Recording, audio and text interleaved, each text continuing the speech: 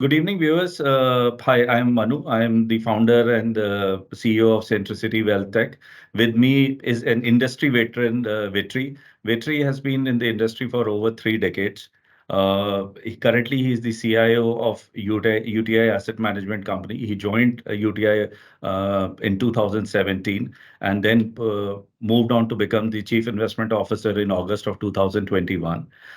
This session is about taking up your queries and questions which came to us through mailers and through questionnaires which were circulated around. And we'll be happy to get a sense from an industry veteran about certain points which are very, very essential for you to know and understand while you are taking investment decisions. So welcome, Vetri. Happy for this quick fireside session with you. Without wasting any time, I'll straight away get on with some of the most pertinent questions which come across and which are being asked.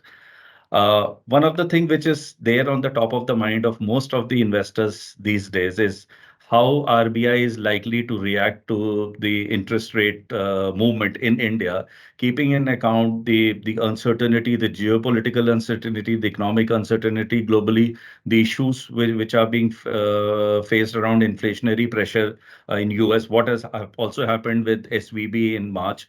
So, what is your macro level perspective on that? Sure. No, so first of all, Manu, thanks for having me here, and great that you're doing this sort of a podcast to be able to reach out to a wider audience. So, I'm glad to be able to participate over here. So, very quickly, let's dive into your first question, which is regarding sort of the thought process on monetary policy.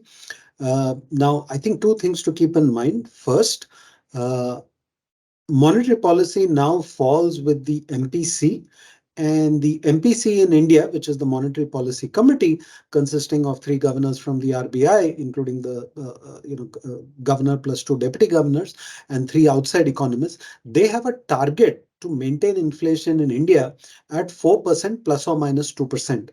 Now, the good news for us is that the last few prints of inflation have been well within that comfort zone. Right now, why do central banks take policy rates up or down? They take it up if they feel growth is too hot. They take it up when inflation is too hot, maybe because growth itself is too hot. And similarly, if they find inflation too low, they find growth too low, then they take the rates down to sort of support the economy, move inflation back to the target level, move growth back to where they would like to see it. I think in India, we are sort of in a good place right now because inflation is well within the comfort zone. And more importantly, it is not a case of the economy being too hot to handle. Right? When we are talking about growth, which is somewhere in the region of about 6% plus or minus 25-30 basis points, this growth is not too hot to handle. This is very different from the situation in Europe, very different from the situation in the UK and US, where inflation is raging at highs they have not seen in many, many years, perhaps even in decades. Right? So the US inflation still trending closer to 5%, UK inflation heading closer to 6 plus 7%. So there, the policymakers are still struggling to take interest rates up above the level of inflation. In India, we are already in a situation where the policy rate is above the rate of inflation. So I would say India's policymakers cannot afford to ignore what is happening in other parts of the world. And therefore, I think they are being cautious in terms of saying, we don't see any immediate scope for rate cuts. We are more in pause mode. But I do think that unless there is some very serious unexpected event, this rate cycle in terms of hikes is more or less done and dusted. And perhaps we'll have to be patient till we get to the end of financial 24 to look at the possibility that RBI may have some headroom to cut rates. I don't expect any rate cuts in the near term because of global pressures on inflation and what central bank policy actions are. But I think in India, we are in a good place to see rate cuts somewhere in maybe the first quarter or What? second quarter of calendar 24. Wow, that's great. I mean, the point which you made last, that you may expect a rate cut towards the first quarter of next financial year, or the last quarter of this calendar. It can be any time. Do you expect any surprises in the equity market if, in case there is a rate cut that happens? Where this question is coming from, that Indian market remained extremely resilient, or sideways, when the interest rates were going up. And historically, if we look at 2 decades of data, usually when the interest rates go up, Indian equities have been adversely affected. So this time around, could there be any possible negative surprise if the rates go down, or it might just correlate more positively? What's your sense around that point?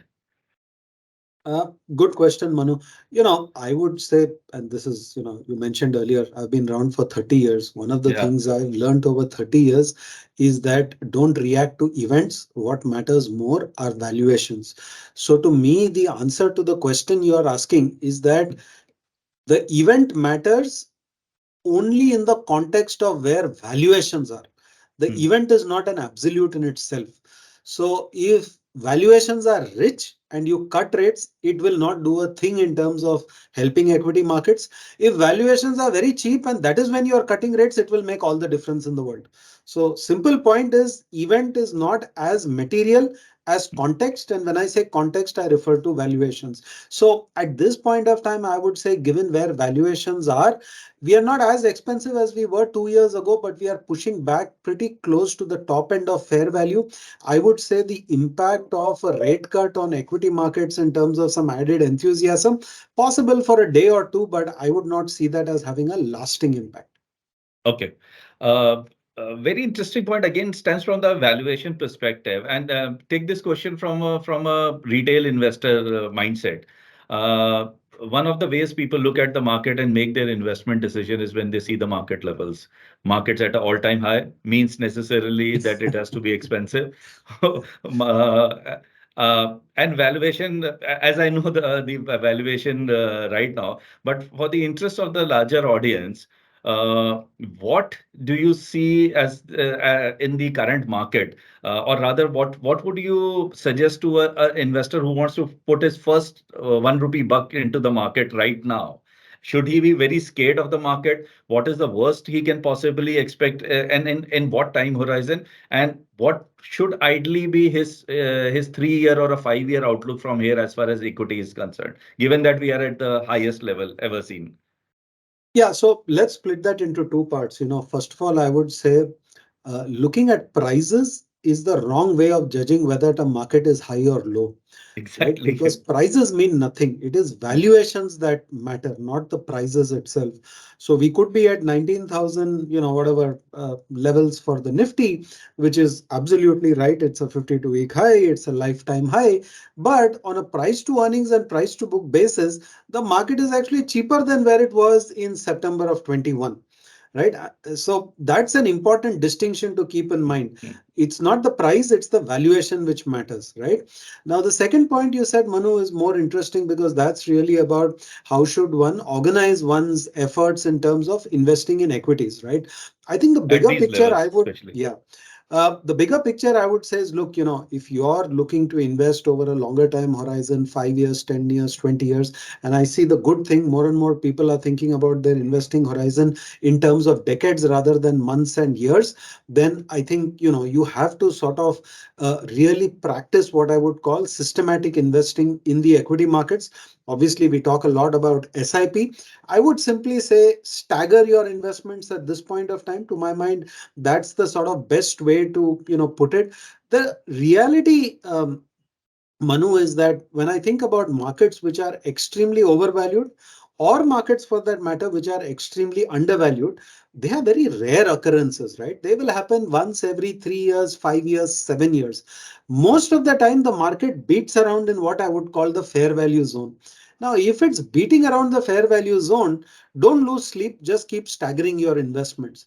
The other opportunity you have, if you're not staggering your investments, if you're not doing the SIP or systematic route, is to look at a fund which already practices asset allocation, right? So as you would be aware, there's a whole category of funds, whether it is balanced advantage Balanced funds, advantage. multi-asset funds, where we as fund managers have internal valuation models, and based on where we see that in a historical context, we sort of decide what kind of allocation we want to maintain towards equity. So I would say both of these are sort of good solutions to look at. One, simplicity, stagger the investments. Second, you want somebody to manage the asset allocation for you with a disciplined framework, because I think the biggest challenge people face in asset allocation is discipline. It's very easy to get carried away when things are going well, and equally very easy to panic when things are going poorly. Whereas an asset allocation framework requires you to operate on a contra assumption. When news is great, valuations are rich, you actually start bringing down your allocation. The news is awful, valuations are cheap, you actually start taking up your allocation. So I think that's the kind of models that are built into strategies like balanced advantage funds and multi-asset funds. And I think that's the reason why many investors use it as a one-stop shop, and it's literally the opposite of doing an SIP, because you're putting all your lump sum at one go, but in the background somebody is taking care of that asset allocation risk for you. Absolutely. I mean, this is investors do need to understand the importance of asset allocation, and asset allocation can be either done at a distribution advisory level or at the fund level. And Balanced Advantage Fund has actually evolved as one of the most stable form of investing, where expert fund managers who are backed by large team and a lot of data are able to really figure out the best allocation at any given juncture. Completely agree with you. Second question, which originates out originally again out of this point, is that there are a lot of investors who tend to get influenced by the fact that, okay, I just need to go. I don't need any distribution partner or an advisor, and I can do it directly. What is for them, especially balanced advantage fund kind of a option really makes more sense when they are not seeking any external advice. But by and large, in your experience, what importance does asset allocation actually has in the in make build achieving different goals with what investors have at a retail level when they have goals for marriage, for education, for house? So does it play any importance, or you think that only probably equity investment from a short to long term perspective will fulfill all the goals? No, I think that would be too simplistic an assumption to make that any one asset class can be the solution to everything. That's not what I would recommend. I would always recommend that, people work. I mean, if you're capable of doing it on your own, or you have some mathematical tools that can do it for you, great. But otherwise, work with an advisor in terms of how you want to think about your entire assets. You might want to break it up into different financial goals that you might have, and some of those goals might be things where you say, okay, this goal is completely untouchable. This goal, good to have, but if I slip, I'm willing to live with it, right? So I think it's very useful to work with an advisor who's able to think this through, who's not only able to look at it from the perspective very often in terms of one member of the household, but maybe the entire household, because the household's needs in terms of when they would need cash, when there would be obligations, when you look at it as a family picture, might look very different from what it does for one particular individual. So I would always recommend that it's better to work with an advisor to think about this. And really, Manu, I think this is all about. Uh, I would say actually this has nothing to do with investing, right? I see a lot of Yeah. people who go to a gym. Right, you can go to the gym, try to find your way around, but I think there is nothing better than working out in a gym with a trainer, because the Trainer. trainer tells you exactly what is the posture required. They are always questioning you in terms of what you need to do, and nudging you, encouraging you, that if you want to go in a particular direction, you want to do something, this is what you will need to do. Keep stepping up your engagement level, the number of repetitions you do. So that trainer is sort of your coach who's helping you get to that destination. For you to do it all by yourself actually puts unnecessary pressure on yourself to do it, and then many people get dissuaded because they don't have that nudge, they don't have the encouragement. So to my mind, Absolutely. having a advisor who's sort of working with you, helping you think through your financial goals, is a very important part of really achieving your financial objectives and whatever goals you might have in life. And this is something which we have seen with all big athletes also. They all big athletes have great coaches around them. I mean, no athlete would say that I've Absolutely. become what I am without having a coach or a team around them.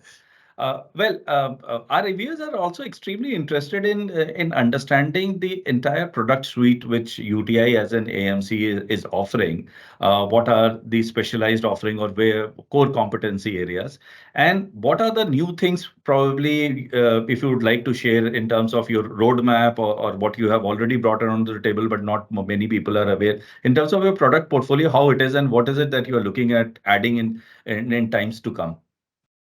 Sure, Manu.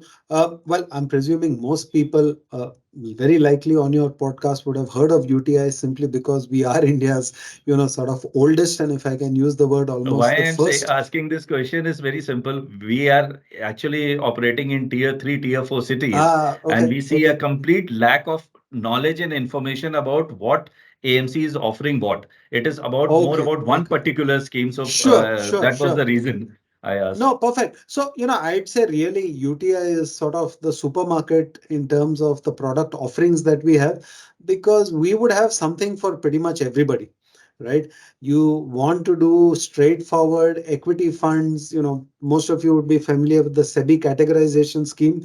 We would offer you a scheme pretty much across the board in every equity category. And these are schemes which have been in existence for 25 years, 35 years, right? So there is a long track record of how we have manage these schemes over a long period of time, whether it is a flexi cap scheme, it is a large cap oriented scheme, it's a large and mid cap oriented scheme. So all of these are very standardized products in the SEBI categorization that we would have. We also offer a range of fixed income products, both geared towards retail investors as well as perhaps corporate stroke business investors who want to deploy their surpluses for very short periods of time. So that entire suite is available as well. Uniquely among most of the AMCs, because of our heritage, we also offer a lot of solution-oriented products, Manu, which we were perhaps the pioneer over here. So a children's career fund, a retirement plan. So many of these are very targeted in terms of achieving certain end objectives. So we have those available on our product shelf. UTI is also among the pioneers in the passive space, which is starting to see traction. We are the second largest asset manager when it comes to ETFs and index funds. We run either the largest or the second largest of all the main benchmark index schemes. So that is also something that we do. And in this domain, particularly, you said, what are the interesting things we are doing? Over the last 1 year, Manu, we have launched a whole range of what we call smart beta strategies, which sort of extract certain factors in terms of passive strategies. So we have a whole range of those. In terms of some of the newer things that we are doing, earlier we talked about this whole concept of asset allocation funds. We of course have a multi-asset fund, but in the next few weeks we will be launching our first balanced advantage fund, which we did not offer so far. So that will be something new that we are bringing to the field with our own four-factor dynamic asset allocation model. So that will be a new offering that we are bringing to the marketplace literally, during this month of July. So that's sort of a wrap of, the various products that we offer, all your standard products, host of solution oriented products, which are interesting, the whole passive range, including smart beta, and the balanced advantage, which we did not have, is going to be launched later this month. Great. Just to also quickly add, UTI also has a separate business which operates under UTI Capital, soon to be rebranded UTI Alternatives, under which we offer a range of AIFs, which are essentially in the domain of structured and private credit. Great. Uh, One last question which came to us and extremely important. This is more about clearing the myth kind of thing. Uh, with the change in taxation that has happened on the debt side, does debt still remain attractive? Does it make sense? And what are the benefits which still mutual fund draw over fixed deposits? If you can just share some light on this part, on debt specifically, how important it is? Does it still make sense to have it in the portfolio? And what benefit it still has over mutual fund? Yeah, so let me start with a bit of a personal anecdote. We talked about the 30 years that I've been in the markets and investing, which is correct. And I would say pretty much for the first decade of my life, I used to tell myself I'm a equity investor, and that sounded very well till I first experienced the first major setback in my life when the market drops almost 60% between early 2000 and late 2001. Right. So that's when I woke up to the fact that it's very nice to say I'm a 100% equity investor, but when you see your portfolio and your entire net worth go down 60%, it's pretty unpleasant, right? So that's where I would say everybody requires some degree of asset allocation. That is where you need some fixed income in your portfolio, because you will need that asset which does not drop in value to meet certain unexpected as well as planned needs that you might have. So you will always need some fixed income in your portfolio. Now, the simple point over here is that fixed income in the mutual fund route still remains, to my mind, a far more efficient way of investing in fixed income as compared to fixed deposits. Fixed deposits obviously have one advantage. They have a very linear structure in terms of the payoff. But I think the advantage in fixed income is that you can tailor your investment horizon and the product that you wish to invest in such that you minimize the volatility. The second thing is that in a bank deposit, when you invest, there is a leakage which happens every year because of TDS and the tax payable, because interest accrual is recognized and has to be paid in your taxes on an annual basis. What happens when you invest in a fixed income mutual fund is that in effect you are deferring the taxation till the point of withdrawal. So I think both from a elegance of being able to match the fixed investment product to tenure and reduce volatility. And secondly, from a taxation point of view, the deferral that you get on fixed income products is still a very significant advantage as compared to bank deposits. Great. That's very, very insightful. And I believe somebody who understands the credit can also probably look at enhancing their yield on the debt side vis-a-vis a fixed deposit when it comes to a very calculated play on the credit side as well, because Sure. probably 50 to 150 basis point is what you can look at garnering more. And for some more evolved investor, duration play can also be a very handy tool. Those who are informed Absolutely. investor, Yeah. who can say. But actually, that the point which you made about debt allocation actually again stems the fact that asset allocation is one of the pivotal things when you are really designing the portfolio, as you mentioned, your own experience back in 2000, 2001. Great. Thank you so much, Vetri, for this conversation. I'm sure our viewers will find it extremely, extremely helpful. And we hope to have you again soon on the next episode with us. Great. Thank you so much, Manu. Delighted to be here.